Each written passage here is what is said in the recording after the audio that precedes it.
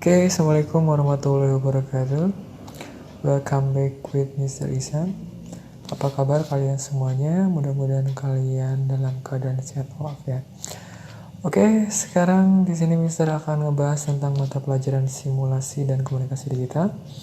Oke, kita langsung aja kita buka web browsernya.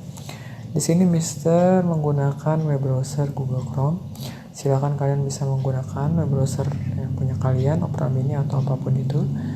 Kita langsung aja buka web browsernya, kemudian kita ketikkan alamatnya di URL yaitu noteforlife.wordpress.com. Oke, kemudian masuk. Nah, di sini Mister udah menyiapkan sebuah blog. Di sini Mister isi dengan materi tentang simulasi dan komunikasi digital, semuanya lengkap dari mulai KD 3.1 ya sampai dengan 4.7. Kalian bisa menulis semuanya dan kalian bisa pelajari di rumah gitu ya. Oke, namun untuk saat ini kita akan membahas tentang KD 3.13 yaitu tentang aplikasi pengolah visual atau produksi. Kita langsung klik saja. Nah, kita pilih saja salah satu. Karena Mister menggunakan 2 akun, jadi Mister harus pilih salah satu. Nah, ini dia ya. Oke, nah seperti ini. Oke, Mister sarankan kalian mendownload slide tersebut supaya kalian bisa membukunya secara offline. Kita pilih yang titik 3 yang tadi, kemudian kita pilih download. Nah, kita tunggu berapa saat ya. Kemudian kita lihat di notifikasi apakah sudah selesai di-download. Nah, ini dia sudah di-download.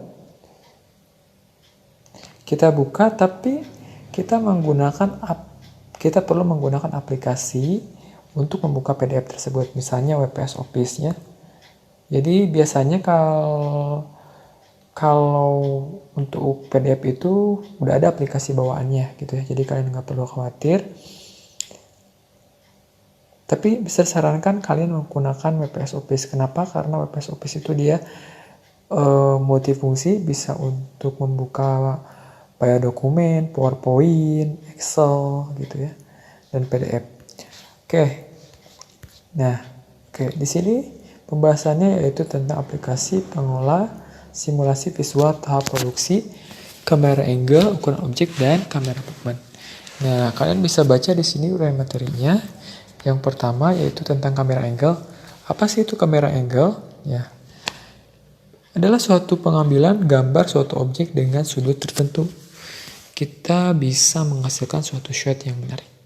Nah, dengan perspektif yang unik, akan menciptakan kesan tertentu pada objek yang Anda tayangkan.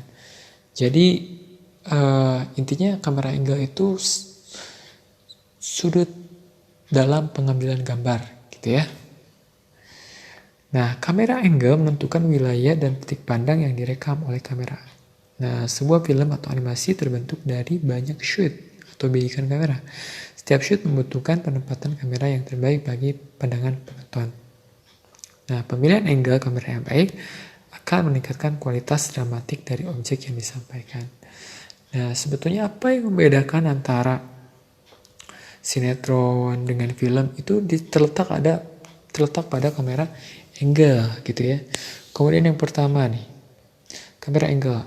Nah, konsep akan berhasil disampaikan dengan bahasa visual yang baik jika terdapat kesinambungan menjadi proses yang ditampilkan dari berbagai sudut pandang gitu ya. Oke, kemudian yang kedua, jenis kamera angle. A. Angle kamera objektif. Nah, kamera ini melakukan pengambilan gambar mewakili pandangan penonton. Penonton menyaksikan peristiwa yang dilihatnya melalui mata pengamat yang tersembunyi, diwakili oleh kamera. Nah, maksudnya itu kayak gimana ya? Coba kalian bayangkan, apa yang dimaksud dengan angle kamera objektif? Nah, betul ya. Jadi, angle kamera objektif itu adalah sudut pandang dari penonton. sama halnya seperti kita melihat suatu pemandangan atau melihat suatu objek. Nah, mata kita itu adalah sama dengan kamera objektif. Oke, kemudian yang B, yaitu angle kamera subjektif. Kamera subjektif merekam dari titik pandang seorang. Penonton ikut berpartisipasi dalam peristiwa yang disaksikannya sebagai pengalaman pribadinya. Kemudian penonton dilibatkan dalam tayangan, yaitu ketika presenter memandang ke lensa, terasa penonton diajak berinteraksi dengan presenter. Nah, contohnya itu tadi seperti ketika presenter membawakan berita. Ketika dia membawakan berita, seolah-olah berinteraksi dengan kita, dengan penonton, ya. Kemudian C, yaitu angle kamera point of view. Yaitu angle ini merekam objek dari titik pandang pemain tertentu. Point of view adalah objective angle. Maksudnya gimana sih?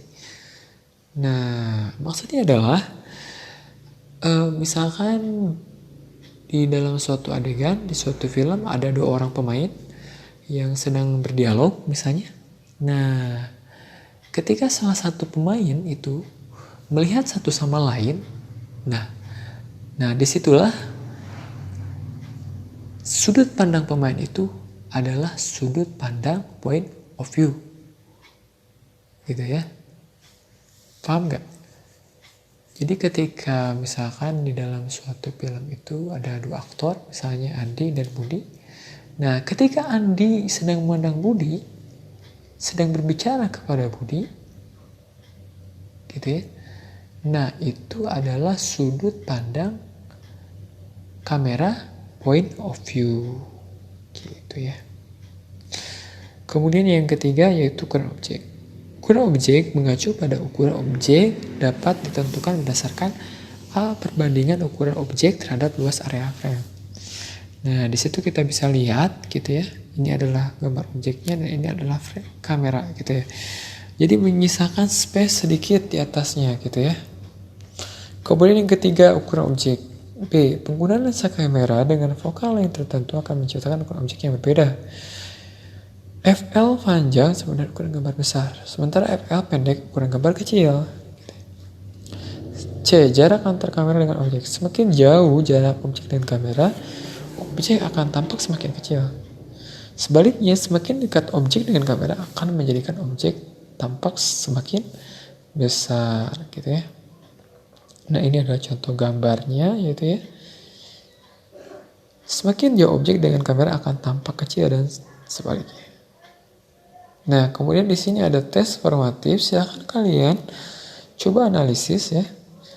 Nah, 1, bandingkan angle kamera subjektif dan angle kamera objektif. Coba kalian cari di manakah letak perbedaannya dan berikan contohnya seperti apa. Kalau perlu disertai dengan gambar ya. Kemudian yang kedua, bandingkan pengaruh jarak antara objek dengan kamera pada tampilan objek berdasarkan dekat dan jauh. Coba kalian simulasikan. Perbedaannya apa? Jika kita mengambil gambar dengan jarak yang dekat dengan yang jauh. Gitu ya. Pasti hasilnya akan berbeda ya. Nah, silakan kalian kerjakan gitu ya. Mungkin itu saja dari Mister ya, mudah-mudahan bermanfaat. Kurang lebihnya mohon maaf.